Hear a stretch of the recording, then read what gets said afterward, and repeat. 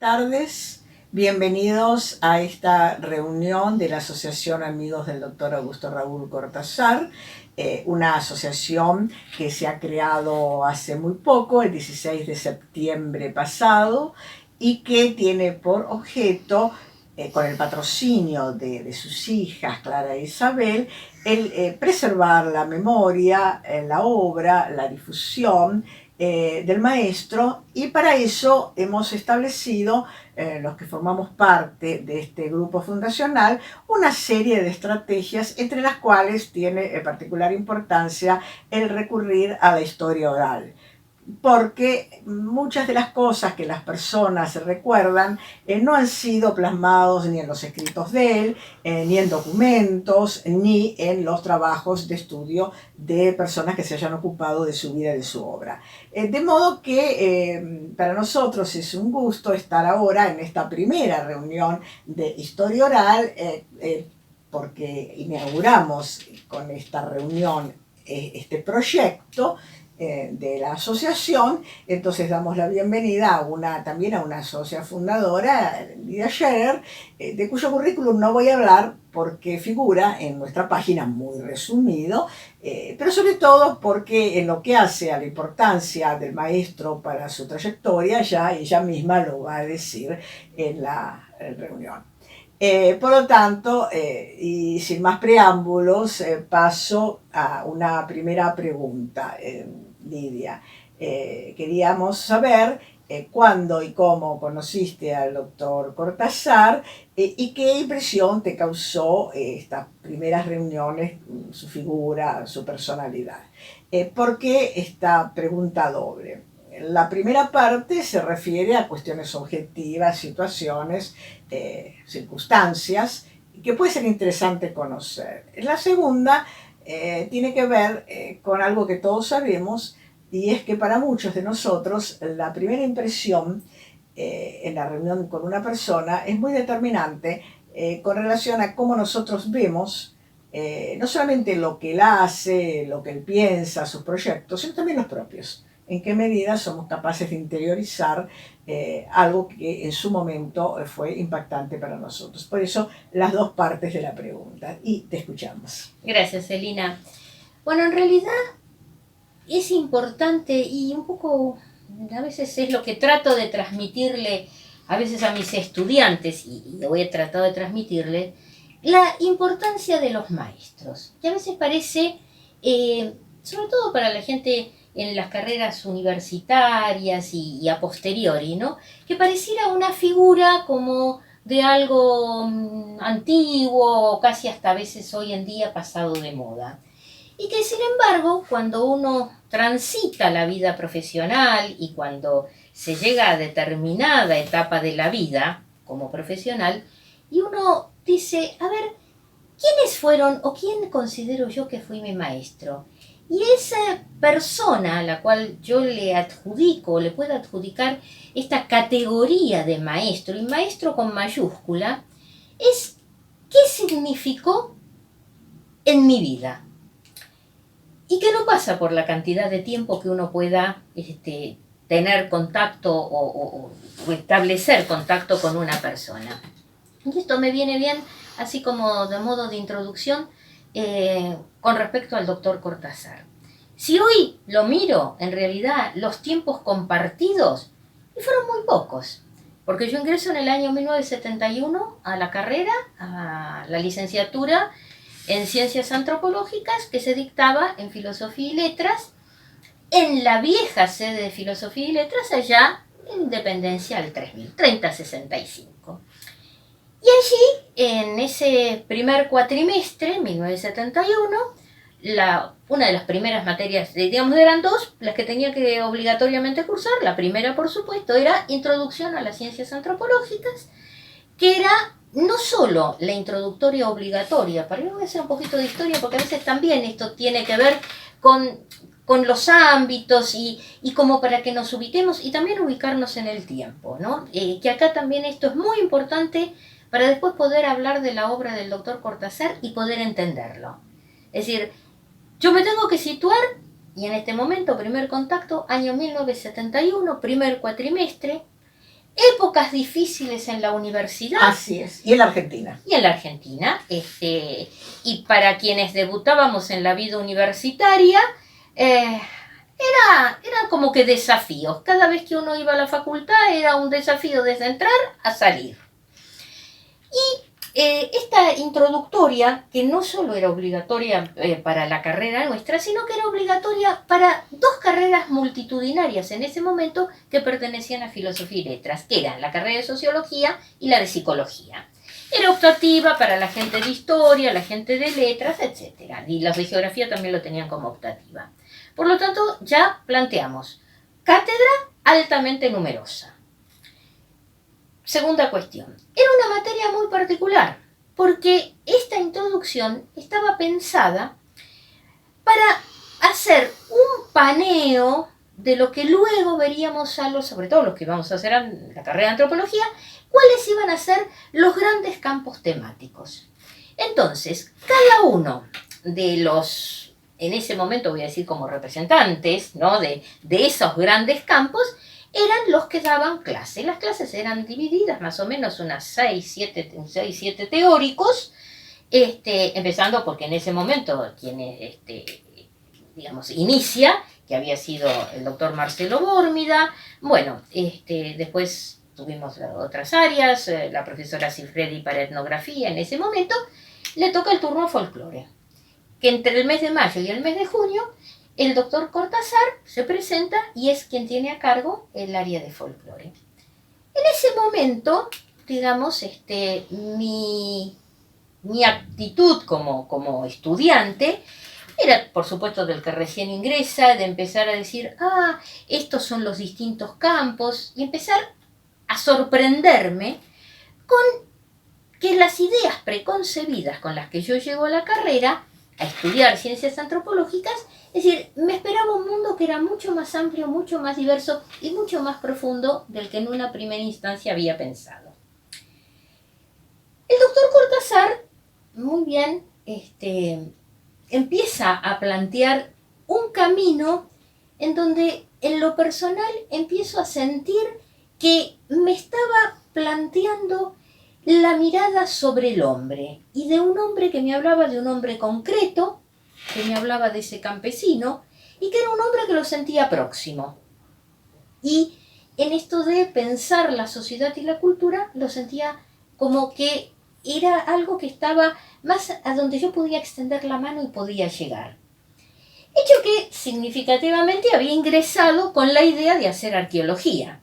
Y cuando empiezo a escuchar excelentes, porque tuve la suerte de tenerlo al doctor Lafón, al profesor Chiri, al profesor Sueta, como estos grandes arqueólogos, pero yo sentía que en realidad lo que me proponían, lo voy a plantear ante alguien que recién ingresa a la facultad, era como que mi diálogo iba a ser un diálogo con piedras. Y que si bien era interesante, pero las piedras no me iban a contestar. Las piedras contestan, después uno aprende que las piedras contestan. Que los cacharros contestan y los guijarros también. Pero uno cuando recién empieza dice, en realidad que voy a contar piedras. No. Termino esta cursada y se plantea en el cuatrimestre siguiente la posibilidad que yo ya tenía mi cupo de materias, pero el doctor Cortázar iba a dictar su materia, que era folclore general. Entonces pido autorización, porque en ese momento había que solicitarlo, para cursar como era un libre regular. Es decir, uno daba examen como libre, pero en realidad asistía a todos los teóricos, a todos los trabajos prácticos y participar de todo lo que la cátedra pudiera ofrecer. Y ahí es donde empieza este magnífico camino que agradezco siempre y voy a agradecerle al doctor Cortázar. Empezamos el segundo cuatrimestre de ese año 71, que seguía muy complicado desde el punto de vista sociopolítico y con referencia a la facultad. Él daba clases ahí mismo en Independencia y terminada la primera semana de las clases teóricas, inclusive se terminaba tipo 4 de la tarde, entre 4 y 5 de la tarde terminaba las clases teóricas, La segunda semana agarra y dice, bueno, los que quieran, yo voy a ir enfrente a tomar un café. Si quieren, nos podemos encontrar para charlar. ¿Y qué era enfrente? Bueno, esto es para los que tenemos unos cuantos años y las canitas son reales, no pintaditas. Había una Martona, las famosas lecherías Martona, que allí uno se sentaba a tomar café en unos espacios muy peculiares. Y bueno, eso de uno dice, bueno, vamos. Y vamos a charlar con el profesor. Y eso se convierte, ese fue un primer paso.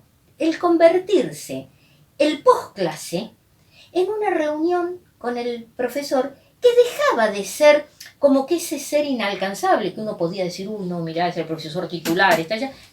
No. ¿Y qué se hablaba? Se hablaba de todo. Por ahí de lo que menos hablábamos era de folclore. No éramos grupos numerosos porque no éramos muchos los que habíamos aceptado esa invitación. Y no hablábamos de cine, de teatro, de un texto, de literatura, de problemas actuales para ese momento, de circunstancias históricas que estábamos viviendo. Es decir, era todo muy amplio. Esto hace que uno empiece a tener otra suerte de relación con el profesor.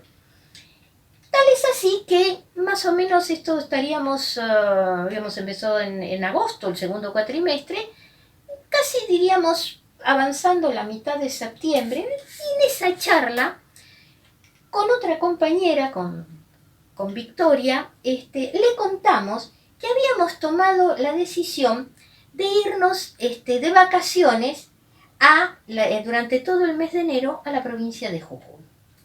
Con lo cual agarró y dijo, ¡ay, qué interesante! Dice, bueno, ya que ustedes van a ir a Jujuy, en vez de reunirnos acá, las espero la semana que viene en mi despacho en el Museo Etnográfico, porque él era, ahí tenía el despacho porque él estaba como director en ese momento de la carrera de antropología, y su despacho, en vez de estar en la facultad, funcionaba en el museo. Arreglamos el encuentro, y yo diría que ahí empieza ese gran camino, largo camino, que fue el antes y el después mío con respecto a la carrera. El doctor nos dice, bueno, pero ustedes, vamos a la charla, por supuesto, y dice, pero ustedes, a ver, no se van a ir sola de vacaciones. ¿Qué tienen planeado? ¿Qué van a ir a hacer? Con Victoria nos mirábamos y nosotras lo único que pensábamos era vacacionar, pasear y descansar. Entonces dice, no, ustedes tienen que aprovechar ese viaje. Y ese viaje fue muy provechoso. Y ese viaje fue, diría yo, mi puntapié inicial con respecto a lo que significaba el trabajo de campo y a valorar el trabajo de campo que él ponía tanto énfasis. Una manera práctica de parte de él de entusiasmarlas a partir de las vacaciones. Pero no solo eso. Empezó que todas las semanas agarraba y nos decía, bueno, pero ustedes tienen que ir y tienen que estar preparadas. Y ahí empezó el otro largo camino, que era la recomendación de lecturas para prepararnos para ir a ese viaje, que era de vacaciones. Y la semana siguiente, después de que nos daban las lecturas, teníamos que ir y charlar las lecturas. Yo soy honesta, creo que en mi vida pensé que iba a leer tanto, porque no era la materia. Y porque aparte nos planteamos, y no podemos quedar mal, porque él nos recibe todas las semanas y charlamos, no podemos quedar mal. Entonces, a ver, ir a leer, y leer, y leer, y leer, y leer. Y eternamente agradecida. Y cuando que terminamos el año, él, en el mes de diciembre, nos convoca nuevamente a Victoria y a mí a su despacho en donde siempre había un detalle. Nunca faltaban o las galletitas o los caramelos cuando uno llegaba. Era el mimo que uno también recibía. Entonces dice, bueno, ustedes ahora que van a ir, entonces nos dio las cartas personales de presentación a distintas personas que eran de su amistad en la provincia de Jujuy. Y nos entregó una llave que yo consideré que fue un cheque en blanco que nos dio. Ahí yo te diría, empieza esa maravillosa relación con el maestro que lamentablemente el 16 de septiembre de 1974 finalizó porque él partió. Vamos a pasar entonces a la segunda pregunta. Habiendo entendido bien todo este contexto tan interesante al cual te referías, transitando algunos años, no muchos porque ya dijiste que son nada más que esos 3 y pico hasta su muerte, pero creo que fueron años muy importantes para el doctor Cortázar porque de alguna manera logró sintetizar sus propios proyectos y algunas aspiraciones y quería que nos hablaras de eso. ¿Cómo es que viste la tarea del maestro en la formación de un grupo de recursos humanos, en sus proyectos académicos, en sus obras? Me parece que es un periodo muy importante que vos fuiste testigo porque estuviste trabajando con él, así que es un testimonio muy especial y muy importante el tuyo. Hay algo que quisiera primeramente remarcar, ¿no? Y que es importante en cuanto a esto de trabajar con él. Es decir, mi relación en realidad con el doctor fue a partir de estas guías, porque yo no participé directamente de ningún tipo de proyecto, ni del Fondo Nacional de las Artes, ni con una beca, ni nada, es decir, sino fue haberme abierto un camino y decirme, este es uno de los grandes campos de la antropología. Campo que, como dice la palabra, hay que ir al campo. Hecho que yo he traducido en este tiempo, deflecar alpargatas. Hay que entrar, hay que estar, hay que conocer. Y hechos que tiene que ver este énfasis que yo hice antes con respecto a los tiempos difíciles. Fíjate vos que él fallece el 16 de septiembre de 1974, penosísima enfermedad, nuestro país venía bastante complicado social y políticamente, una facultad, que no es ahora el momento, pero en una facultad como Filosofía y Letras, con una total y absoluta combustión interna por las cuestiones políticas, estaban en la universidad y casualmente el 16 de septiembre del 74 también se decreta el cierre de la Universidad de Buenos Aires, que es hasta fin de año, por todas las cuestiones políticas existentes. Entonces, todo esto un poco también es para enmarcar en qué momento, un momento donde también él había sido un año antes cuestionado, poco más de un año antes cuestionado por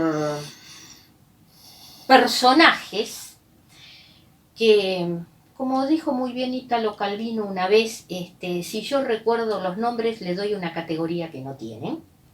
Entonces voy a dejar mi memoria histórica, la voy a poner de costado y ahí voy a dejar a esos personajes. Le cuestionan el hacer y es fácil cuestionar el hacer cuando el otro no sabe lo que es ir a deflecar alpargatas. El doctor tuvo una trayectoria de trabajo que se plasma en sus textos. Una trayectoria de trabajo que queda plasmada en instituciones como el Fondo Nacional de las Artes, donde él formó parte del primer directorio de la institución, queda plasmada en la creación de un instituto para la investigación del folclore en la Universidad Católica Argentina, donde él durante unos 10 años dirigió ese instituto, y fundamentalmente en todo el apoyo que le daba a los jóvenes de entonces, ¿no es cierto?, a través de becas, a través de ayudarlos en publicar sus primeros textos. y que como lamentablemente muchos de esos personajes, así como ha habido gente terriblemente agradecida con él, hubo otros que mordieron la mano que les había dado de comer. Esa sería la traducción. Y esto también ha hecho que en algunos momentos yo te dijera que, y sin conocer la obra, haya habido críticas de gente que se arrogó el derecho de criticar sin haber leído la obra. Y hay algo que, lo primero que tenemos que tener en cuenta, el doctor fallece en el año 1974 y las realidades que él plantea del trabajo de campo y de las comunidades a las cuales él visitaba, con las cuales donde él trabajaba, es la fotografía de 1974. Entonces, querer leer hoy esos textos desde el 2020 y plantearnos esas comunidades ideales, no, eran las comunidades que uno podía encontrar y que uno que tuvo, digamos, por una cuestión de años, no de suerte ni nada en particular, poder estar en esas comunidades en donde no, hoy en día hay comunicación satelital y en ese momento seguían manejando los espejitos de cerro a cerro en la provincia de Jujuy, porque yo llegué a ver esa comunicación de cerro a cerro en plena puna jujeña, comunicándose con el espejito para hacer señales. Entonces, hay que situarse en ese momento. Y la mirada a la obra de él hay que hacerla en ese tiempo.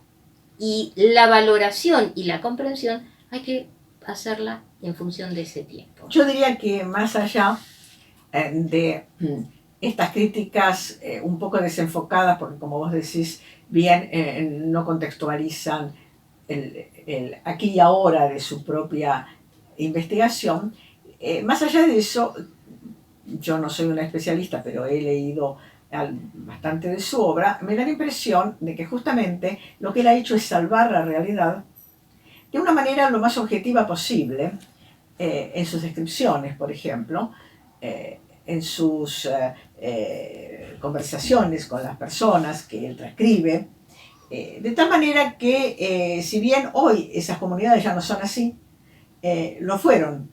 Y por consiguiente, para una historia del desarrollo de esas mismas comunidades, esa documentación que él aporta es decisiva. Porque son eslabones. Totalmente. Sin los cuales no. Entonces, un poco mi pregunta es, ¿él era consciente de esta cuestión de que había un desarrollo que lo obligaba de alguna manera a poner en un determinado momento lo que él veía para la historia? Yo te diría que él era consciente de que el tiempo, cómo va cambiando y cómo te lleva a los cambios. Lo que sucede es que el cambio acelerado que las comunidades tienen a partir de los 80 es descomunal, te voy a decir, fundamentalmente más que de los 80 a los 90. Los 90 van a marcarte un antes y un después. ¿Por qué? Porque van a ser atravesadas por la comunicación. Y esta comunicación, a ver, un ejemplo. Yo hoy para llegar a Iruya es exactamente lo mismo que hace 50 años. Yo tengo que, no puedo, Iruya es provincia de Salta, pero yo tengo que ir por Jujuy. Es decir, lo geográfico no me cambia. Sí, igual. Lo que sí me cambia es que quienes están viviendo hoy en Iruya tienen la telefonía celular y tienen acceso a una comunicación que no existía hace 40 años. Y eso cambia la mentalidad. Uno inclusive porque haciendo campo ha podido, por una cuestión de edad, yo he podido ir viendo a lo largo 30 años ininterrumpidos de mi vida, los dediqué al trabajo de campo en la misma región de la provincia de Jujuy. Con lo cual, esa temporalidad y lo que cada temporalidad te va presentando, uno lo ha vivido. Y que cuando uno lee a un autor, en este caso todo lo que plantea el doctor, hay que ubicarse en ese tiempo. Hay un texto de él que realmente es como una belleza, ¿no? No solo lo literario, sino verdaderamente el contenido, que se llama Andanzas de un folclorista. Andanzas de un folclorista es un relato de su viaje en los valles salteños, inclusive con las fotos donde él aparece, montado a caballo para ir trasladándose de un lado a otro, donde él va narrando en cada capítulo lo que significa hacer trabajo de campo.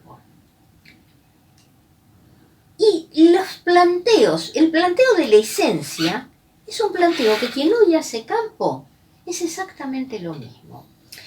Yo no le puedo enseñar hoy a un estudiante, y eso se los digo a mis estudiantes en metodología de la investigación, yo a ustedes les puedo dar las herramientas metodológicas, pero ¿saben qué es lo que yo no les puedo transmitir a ustedes? El tener empatía con el otro. La empatía es algo que tenemos cada uno de nosotros. O me lo da la naturaleza, o no es algo que aprendo en un libro. Y que también influye indudablemente en lograr que el otro se abra, ¿no? Totalmente. A la pregunta, a la inquietud, o no. Exactamente. Claro, y eso también hace que una investigación sea exitosa o no. Exactamente. Justamente a raíz de esto quisiera pasar a mi tercera pregunta, porque me parece que de alguna manera ya entraste en el tema cuando te referías a que fue reemplazado, fue cuestionado por personas que no tenían idea de qué era lo que estaba haciendo y por lo consiguiente no podían valorarlo adecuadamente. Me parece, tal vez sea una percepción equivocada mía, pero me parece que de alguna manera esa incomprensión ha subsistido. Y que ha subsistido en los estudios que se han hecho acerca de su obra escrita y también de su trabajo de campo inclusive.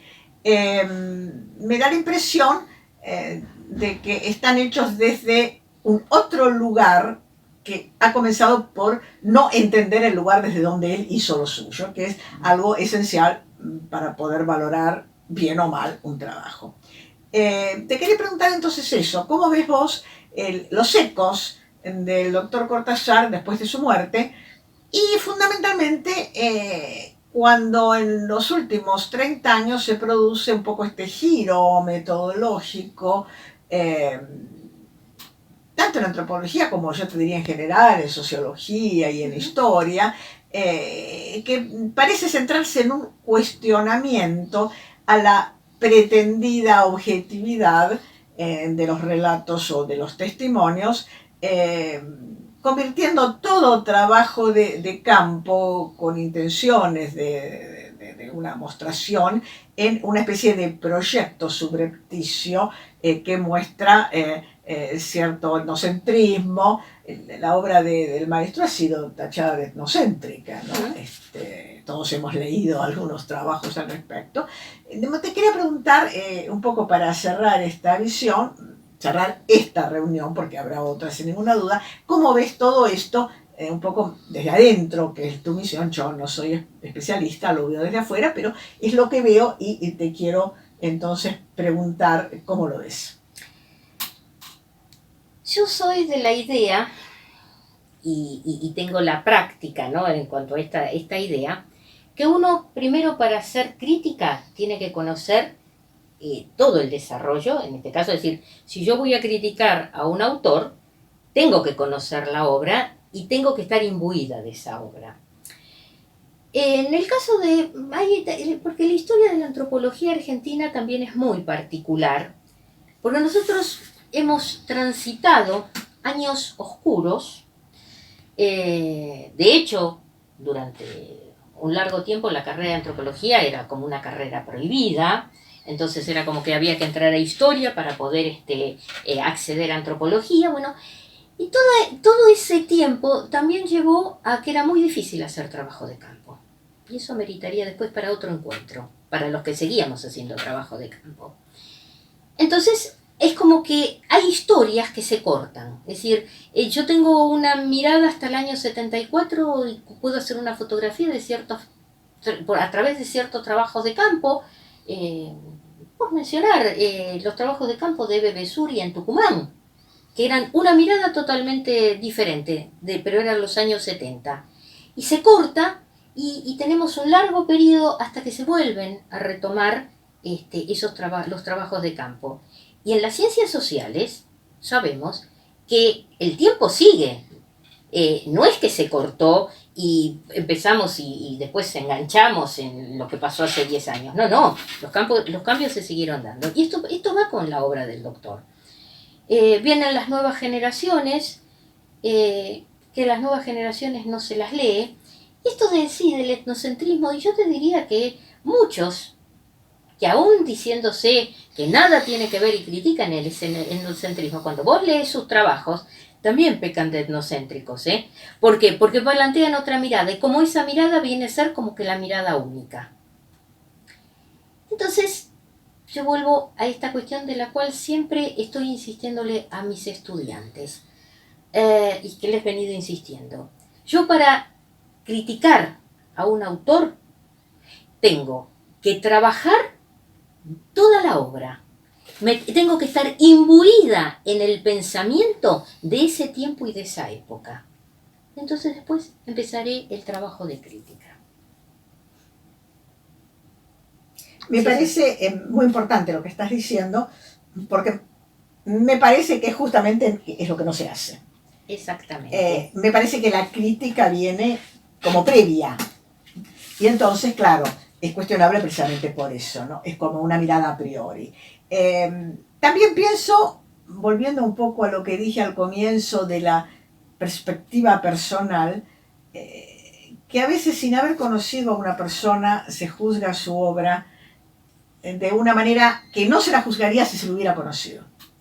Muy probablemente, si esas personas que critican su cerrazón, su endocentrismo, su elitismo, porque también he escuchado y he leído algo al respecto, lo hubieran conocido invitándolas a la Martona, a acompañarlo para charlar, o poniéndoles una galletita en el escritorio. Con esa actitud, hoy le llamarían paternalismo, digamos, para criticarlo también, pero después de todo es ese mimo que a veces uno necesita para sentirse más segura y poder asumir una responsabilidad de investigación. Pero yo voy a hacer, perdóname, yo voy a hacer una aclaración para que quede bien ubicado el tema. Era como a la americana, porque cada uno iba y lo que consumía, el doctor pagaba lo suyo y cada uno de nosotros... No eran como que te estoy comprando... Claro. Inclusive la generosidad, celebrar el Día de la Tradición, él siempre organizaba desde las cátedras algo que marcara particularmente, y muchas veces era programar para un sábado de noviembre un viaje a San Antonio de Areco. Entonces, ese es el viaje que ahí iba la gente del fondo, iba la gente de la UCA, de la facultad, por supuesto. Entonces, ese día cada uno se llevaba su viandita, tipo picnic, pero se hacían toda una serie de excursiones, ¿no es cierto? Y donde aparecían las explicaciones y demás. Entonces, era un día de confraternizar, celebrar, por ejemplo, el Día de la Tradición y a su vez aprender. Entonces, siempre tenía la mirada del maestro. Siempre. Y si me permitís, quiero cerrar para mostrar la sensibilidad. En las épocas de estudiantes se grababan las clases. Primero había o versiones taquigráficas, lo hacía una empresa, digamos así, o bien magnetofónicas.